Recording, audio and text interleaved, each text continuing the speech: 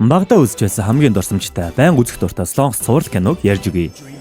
2011 онд гарсан Dream High гэх драм нь одоо цагийн баг бүх супер одоодын дебют гэхэд хэсдэггүй л дээ. Энэ та нарын мэдэх маш олон том нэрнүүд байна.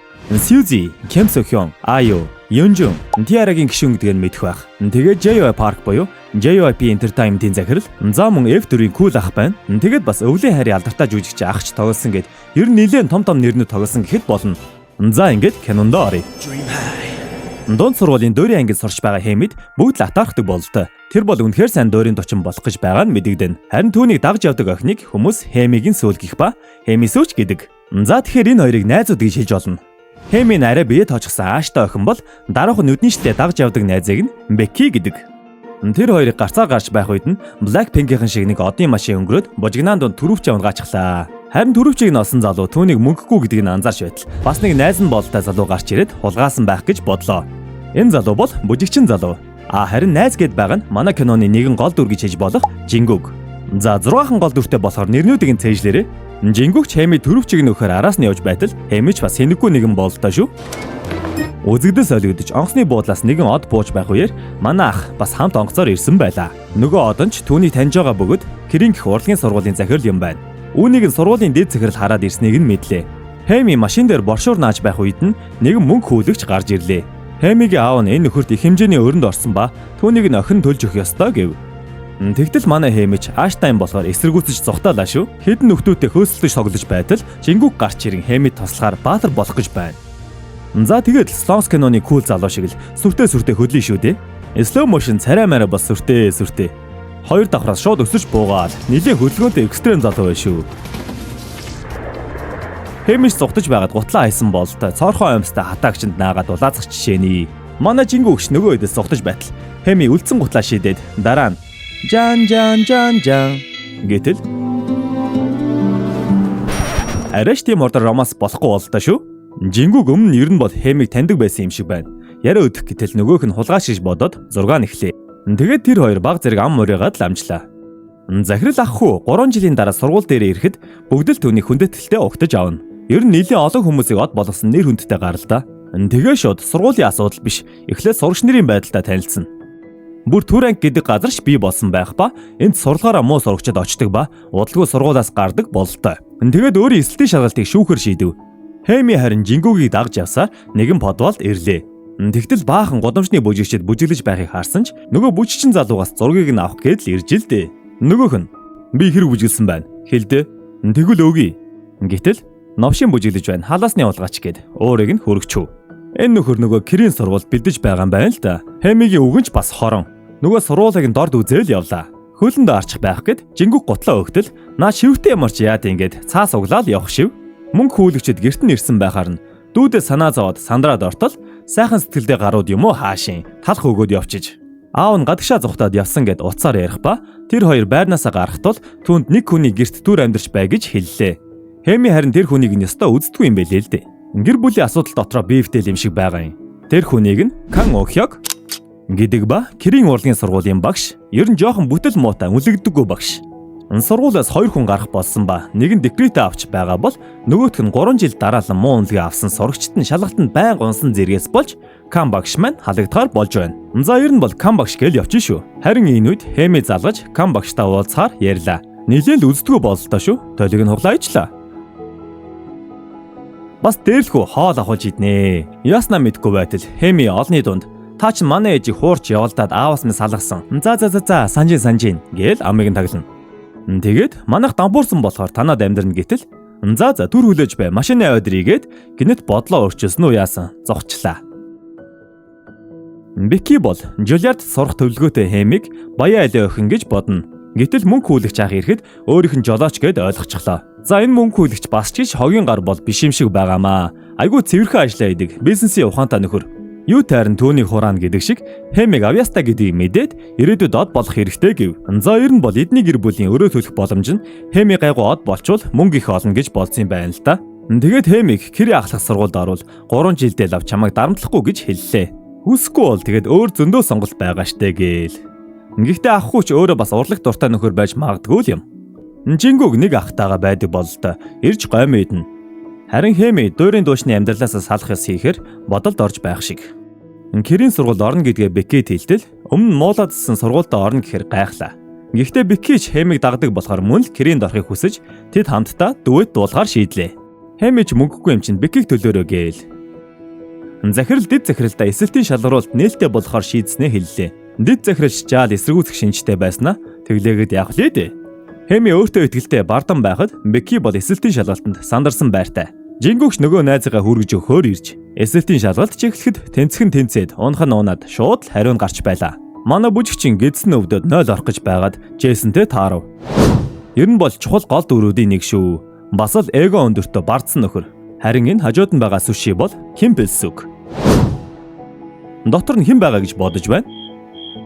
Хөөхнөөс хөөхөн юу? Даанч одоохондоо хөөхөн биш байгаа шүү. Хэми Кам багш хоёр ч сургууль дээр таарад нэг нь багш, нэг нь шалгаруулалтанд орохоо мэдэж авцгаадаг. Тэд хамтдаа дуэт дуулах болж Хэми ч хоолойны хүч ур чадвараар сайн байсан ч нэг л доторгүй сэтгэл хөдлөлгүй дуулж байгаа мэт. Харин Беккигийн хувьд энэ сургуульд орохыг ч хүссэн болохоор тэр үнэхээр чин сэтгэлээсээ дуулна. Хэми ч саагж агаал дуусглаа.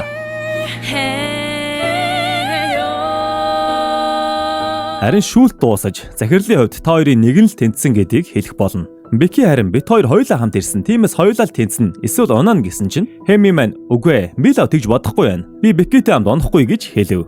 Гэхдээ Хэми маань буруу ойлгосон бололтой. Тэнцээгүй хүн Го Хэми чи гэж захирал хэлв. Хэми ч үүнд нь хүлээн зөвшөөрөхгүй. Тэр бол 3 дугаар зэрэглэх. Харин би 1-р зэрэглэх. Та нар чинь сонсгол муутай мó? Тэр ийм муу дуулсан байтал би яхаараа энэ төр гэж хэлж гарлаа. Энэ үед Бекки найз нь нэлээд гомдсон бололтой. Захиралч ойлгомжгүй байдлыг тодорхой болгохоор дахиад нэг боломж олгов. Тэгээд өөрөө төгөлдөр хуур дээр ая тоглож эхлээд ямар 2 ая тоглосныг хэлгээтэл Хэми эргэлзэж байгаад буруу хариулчихв. Хариултыг Бекки ч зөв хэлж үзэж байсан бусд нь мэдхээр маш энгийн ая байлаа. Хэми яхаараа Гвершнийг нэг муу нийтийн дуутай холдин гээл хулхин буусан бололтой сөглөд гуйлаа. Инглигэд өөрчлөгдөхгүй тул захирал түүнийг 3 дахь зэрэглэг шиг харагдаж байна гэлээ. Би өстө буруу сонголт хийснийг харуулна гэтэл үгүй харин би зөв сонголт хийснийг чинь харуулна гээл. Бекки маань нэлээд шийдэмгий болсон бололтой. Захирлын сэтгэлийг хөдөлгөх үг хэлээд захирал өөрийнхөө зүүж байсан зөвлөлтийг бэлгэллээ. Бүжигчин залууч гэдсэн өвдөд баавгаа алж байх үед өөрийнх нь үзүүлбэрээ үзүүлэх ээлж болжээ. Жингүүгч найстаа туслахаар цаг хожих гэж баг зэргийн үүмэн үүсгээд явж байгаад шалгуулалтын өрөөрөө яваад орчихлоо. Захирлан ч Жингүүгийг мэддэг бололтой. Чи бүжиглэх дуртай биз дээ гээл. Жингүүг харин чи хэн бэ гэж гайхаад яваад өглөө. Гэхдээ сургуулиас гарах замдаа Джейснийг олж харна. One in a Million дээр бас л күүлээ алдахгүй бүжиглэж гарна. Одоо ч та нар ийм харахаараа кринж гэдэг өглөө. Монголчууд хийж байгаа нэгнээ кринж гэд хаанасааш нэг үг сурцсан тэгдэг болохоос гадаадд бол тийм байхгүй шүү дээ. Жингүүгийн хувьд атааргалж гэх юм уу баг зэргийн мэдрэмж авсан бололтой шүү. Хэми харин тэнцээгүүдээ бантаад мөнгө хүлэгчээс нууцаар зовтохын тулд моциклтэй хүнээс гуйтал тэр нь Жингүүг байсан тул муугаа мэдгүй их зантай. Харин Жингүүг тэрийг нь мэдсэн бололтой буцаж очоод аваад явлаа. Дуртай дургуул суугаад явлаа да. Харин дараагийн гарах ээж болж Ким Пэлсүг буюу манай Аю. Царайнаас ичээд ингэж дуулахыг хүслээ. Гэхдээ түүний хоолой дуулалт бол үнэхээр тасархай гэдгийг бид одоо ч хэлүүлдэггүй сайн мэднэ. Аюугийн өөрийнх нь дуулсан Someday гэдэг дуу одоо ч хүртэл сонсох дуртай. Энэ дуун дээр Хэми маань хар өдрөө бодон гонилсаар мэдсэн юм шиг далаа дээр авчирдаг нь ч юу вэ? Гаскан дотроо хөөрхий уйлж байжээ. Манай Жингүүгч үнэхээр мэдрэмжтэй залуу байлаа шүү. Дууш дуусаж Пэлсүгийг хувцас тайлахыг шаардав. Хүнд ч бүх юм заяхгүй юм да. Сайн дуулдаг байсан ч дэлгэц нь гарах боломж маш бага. Шийдвэрийг дэд захиралд үлдээлээ. Харин манай дэд захирал яагаад ч юм тэнцүүлчихлээ шүү. Захирлууд түүний хичээх бололцоог үлдээсэн байх. Кам багш халагдахгүй хичээж сандал зөөж байхад тэг шаардлагагүйдээ тушаалчин гарчихсан. Эсэлтийн дүн гарч 100 хүүхэд авах байсан ба 97 болсон байна гэтэл захирал 3 хүүхдийг тусгаалan сонгочихсон байв. Сон самдон нэгэн хөдөөний ээжтэйг амьдардаг халтардуу залуу байлаа. Ээжтэй дуулах дургу гэж хэлдэг бололтой шүү. Дууны тэмцээнд очихгүй гэж байна. Харин тусгаалan сонгогдсон хүүхдүүдэд заах багш нь Кам багш болохыг хэллээ. Халагдах гэж байсан багш ингэж үлдэж байгаа нь манай дэд захирлын уурыг ихэд хүргэнэ. Мөнгө хүүлэгч төвчээртэй нөхөр байна шүү. Шүн болтол хүлээсэн. Харин туслах гэж нэг сэжигтэй нөхрийг харсан гэж хэлээл зодолно. За ядчил байкныхын дугаарыг харж чадчихжээ. Бекки харин өнөөдрийн үйл явдал юм бодогдуулсан бололтой. Хэмэтэй холбоотой бүх юмыг хаяад л үсэж бас тайрчихлаа шүү. Бүхнийг шинээр эхэлж байгаа юм байх та. Хэми хэдийн гэрээсээ хөөгдөж дүүтэйгээ гудамж мэдэрлэн. Нэр нэг газар мэддэг болцсон юм чинь бүжигчдийн очдог газар руу явж ороод тэндээ хоноглохоор боллоо. Жингүг харин хамт байдаг ах хүүтэйгээ нөгөө гоймонгоо идэж байхдаа Кирийн сургуулийн талаар ярина. Тэгээд л нэгэндээ чи Киринд орол үсээ хусна. Та хуулийн шалгалт өгвөл би октоодтай хамт гудамжинд бүжиглэн энтэр гээл мөрөцөж гарлаа. Гэхдээ ах хүү хөдөө очиж ажиллахаар болж байраа солих болсон тул Жингүг маань очих газаргүй болжээ. Тэгэл дээвэр дээр гарч юм бодонгоо өдөр харсан Джейсний бүжийг дуурайж бүжиглэхийг оролдоно.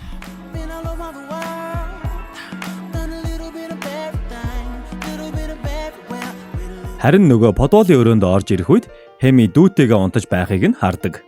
Тэгээд багийнханд орсонч бодогдож Хэмитэй яаж танилцсанаа санана. Гахаан сүү булаацалтаал. Өнөөдөр чинь шинэ жилийн өдөр штэ гэд хуваагаад уулаа. Жингүгч ээжээсээ зугатаад асамжийн газар очимооргүй байгаагаа хэлнэ. Харин нөгөө Хэми энийг санаж байгаа ч юм болоо да. Өглөө мөнх хүлэгч Жингүгийн мотоциклийг таниад Хэмиг аваад явах болно. Жингүг маань мэдээж баатар болох үүргээ биелүүлж араас нь явна. Чи тэнцээгүй болохоор зүгтжээ гэтэл хамаагүй өөр юу ч байсан хамаагүй хийяал гин. Тэгсэн харин баарны дууч нь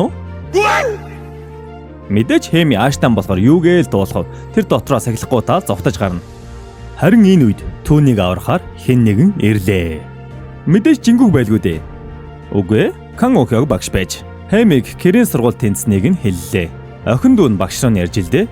Мөн хүлэгч Мадуу шиг Кан багшийн талаар жаа сувдаж сурагчид хамгийн доогуур төгсдгийг нь асуугаад ямар ч байсан Хэмиг од болгоно гэж батлан даагаад явлаа. Кан багш гэртээ тэднийг дагуулад ирсэн. Их чинь бөөн уур. Тэгэл тайлбарлаж байгаа юм. Би тусгай 3 хүүхдийг олж байж л ажилдаа үдэж байгаамаа гэд учрлав. Энийг нь Хэми гаднаас нь сонсчихов. Тэр 3 хүүхд бол Сон Самдуу, Ко Хэми, Хён Шихёк буюу манай Жингүг. Жингүгийн хувьд Хэмигийн араас явж байгаад дэмэл хичээсэн бололтой. Нөгөө нөхдүүдэд баригдаад жаал зодоолов. Тэнцсэн сурагчид юу ч гэсэн танилцаад авлаа. Жо Инсон. Харин энэ охин урдаас нь уншсан Жон Ажон, ардаас нь уншсан Жон Ажон. Ши багшийн эхний хичээл эхэллээ. 1000 хадаас байгаа хичээл 5 минутын дараа эхэлнэ. Бүгдээрээ гутлаа тайлцгаа. Ер нь ч урлагийн сургууль гэсэндээ нэлээд чанга гараар үздэг багш байна шүү. Джейсон бол хамгийн өндөр оноо авсан ба түүнийг хоцорсон гэж хэлсэн ч өөрөө л 10 оноо асууллаа. Дэд захиралч нээлтийн ажиллагаанд бэлдээд л тэгтэл дахиад нэг орон тоон дээр англиний багш авахар болжээ. Нөгөөх нь бас л бүтэхгүй байрын нөхөр бололтой. Төгөлдөр хураа хямдхан зараад найз бүсгүүдээ өвөгж өгөх гэж байгаа юм. Гэтэл залгаад л хаягдчихлаа. Буцаа залгасан ч байдгүй. Ер нь бол ерөнхий захирлын ингэж дураараа ашиж байгаад дэд захирал тэсгэ болж тооцын хурлаар шийдвэрлэхийг хүснэ. Хэмич Киринд орох боломж гарсан юм чинь нөгөө 2 сурагчийг нээлтийн яслаас өмнө олж ирэх ёстой гэж бодно. Ямар ч байсан өөрөө тус болохоор Сон Самдууныг авчирхаар болж Кан багш Жингүгийн араас очих ёстой боллоо. Самдууныг олох дэмж хэцүү биш бололтой.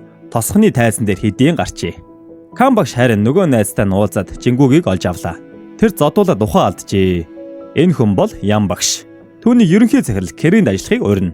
Харин Ян багш скандалсаар хаширц юм уу яасан итгэж өгдөггүй. Нэрийн хуудасаа харуулж байж л итгэв бололтой. Удаан хүлээж чадахгүй явах гэтэл байз гэсээр зөвшөөрлөө. Самдууныг ээж нь тайзан дээр гарсныг хараад гайхав. Самдуун ээжигээ хараад бандсандаа эхнэр авах гэж ирсэн гэд хэлчихлээ. Тэгэд хөтлөгч эндээс хэний эхнэрээ болгомоор байна гэтэл Хэмиг сонгов. Сөүл рүү авч явах ёстой хүн нь ашгүй өөрийг нь сонгочлоо шүү.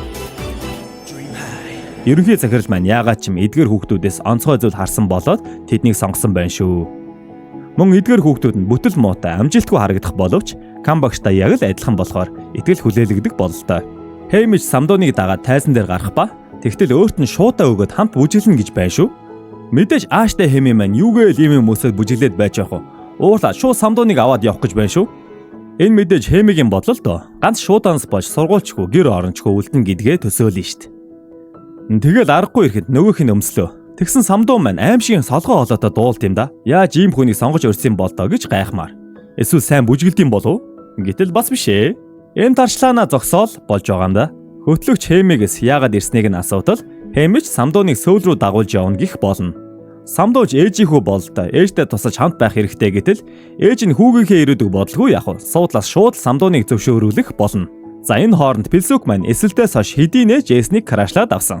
Харин нээлтийн тайзан дээр гарах хүнийг сонгох гэтэл Аажон ээжийнхээ нас барсан сэдвэр төрий барин тайзан дээр гарахаар сонгогдоно. Бусд нь битүүхэндээ ч хүсчил байгаах. Жингүг харин зодуулаад Кан багш эмнэлэг дээр авчирсан байх болно. Хэмэж Авьяаско Самдоныг ятгах гэж хичээн эмэгтэй хүний ялдан байдлаараа найраад байгаа бололтой. Самдонч маягласаар зөвшөөрүүлэх шинжгүүл байх шиг байна. Ингэж хичээж байхад Хэмигийн уур жинхэнэ хүрнэ штэ. Кам багш хэлсэн штэ чи хэрэггүй гэж. Би өөрөө зохицуулъя гэтэл Хэмэж шаарлахад дахиад оролдохоор шийдлээ. Тэгтэл Жингүүгийн аав эмнэлгээс гаргацсан уулзаж байх болно. Тэдний харилцааш тийм таатай биш болтой. Жингүүгийн аав нь хүүхдээ нэг тоодгүй байртай. Чимээгүй амьдарч чадахгүй бол Америк руу явж сураараа гээл. Зарим нэг нь Америкт сур гэхэд тээлтрээд уур нь хүрч байхад зарим хүүхдүүдийн хувьд мөрөөдөл нь байх жишээний амьдралч өргөж харилцаа адилгүй байх юм да. Хэми харин Самдоны гэрлүү дагаад явжээ. Тэгэл ээжтэй нам түүнийг ятгах гэж хичээж байна. Орой болсон учраас автобус байхгүй бол хоноод явах шаардлагатай боллоо. Кам багш арай гэж олж авч эмнэлгийн төлбөрийг нь төлж байхад алга болчдөг. Дахиад л нөгөө подоолоос нь Жингүүгийг олж авлаа. Тэгтэл Жингүүгийн бие маш муу байна. Ингэдэс гэсэн чинь гэдсэн их өлсөд ухаан алдах гэж байж. Тэгэл түнд Кэрэн сургуулийн урилгын талаар хэлтэл Жингүүгч нэг сонирхсонгүй. Майкл Джексон шиг болж чадахгүй ч гэх шиг. Майкл Джексны рекордын эвдэх дуу чинь одоо хүртэл хараахан гараагүй байна шүү дээ.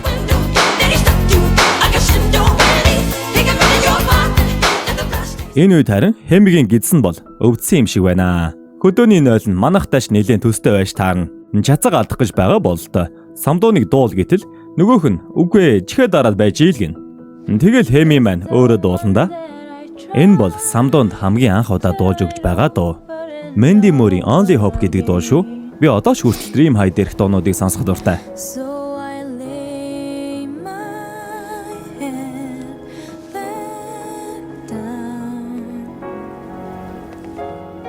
Жингүүг мэдээж Джексон бол чадахгүй юм чинь. Кам багшийг орхиод явах гэтэл Кам багшч бас мөрий тавина.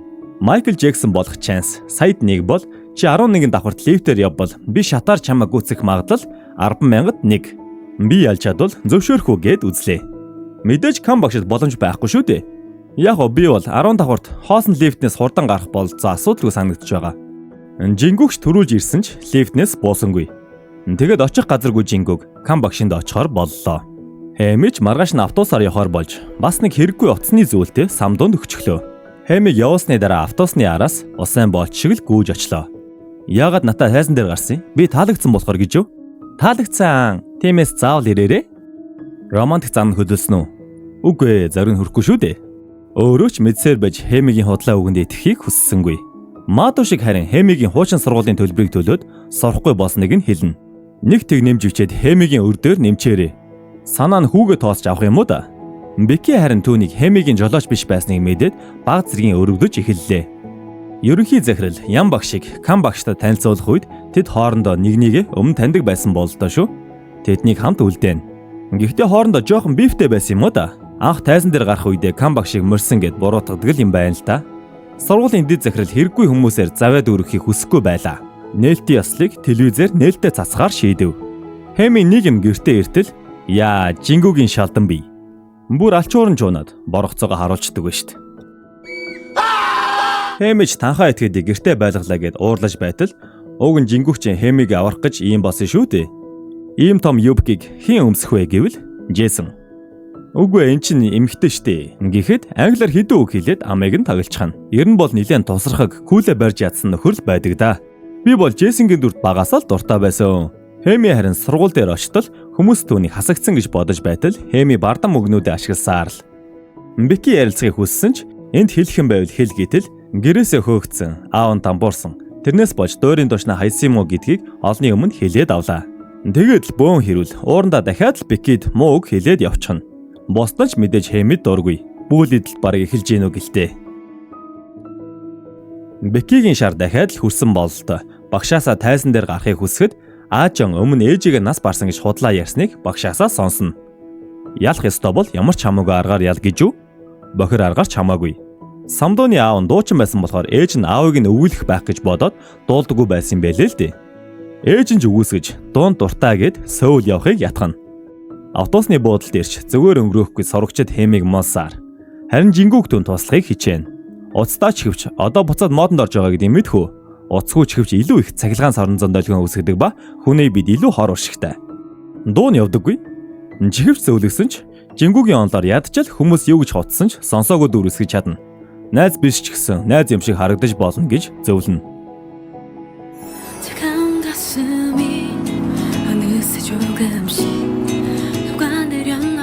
Бэлсэг өдөр бүр Джейсонд ямар нэг юм өгсөөрл. Энэ хооронд Бекки аажаантаа тайзанд гарахаар өрсөлдөж байна. Гэвч Бекки тайзан дээр гарах нь тодорхой болж байна. Гутланд нь хадаас ийн гэхээр бас л хорчин сэтгэдэг нөхөр боллоо. Ингээд нээлтийн ёслол болох цагч ирж Самдун харин Сөүлийг хэдийнэ зоржээ. Хэмигээс ч бүгд Самдун ирэхгүй байхыг санаа зовн асуув. Нөгөөх нь аюул сайхан сэтгэлтэй хүн болоод төөрч явсан хүүхдийг олж аван эцэг эхт нь өгөхөөр хүлээж гинэ ядж хахад. Тайзан дээр Джейсон хамгийн сайн юм чинь бүжиглэх ба үүнийг мэдээж жингүүг хараад л суун. Беккигийн перформанс одоо гарах нэ. Та нар энэ дууг сонсч байсан уу? 10 онд гарч байсан Сьюзигийн хамтлаг болох Миссийн дууг Бекки дуулна. Ер нь бол албан ёсоор хоёр эмэгтэй гол дүр маань өрсөлдөгч болж байна. Нэг нь атаарсан байдалтай, харин нөгөө нь тайзан дээр галыг асаана. За энэ хүрээд эхний хэсгээ дуусгая guys.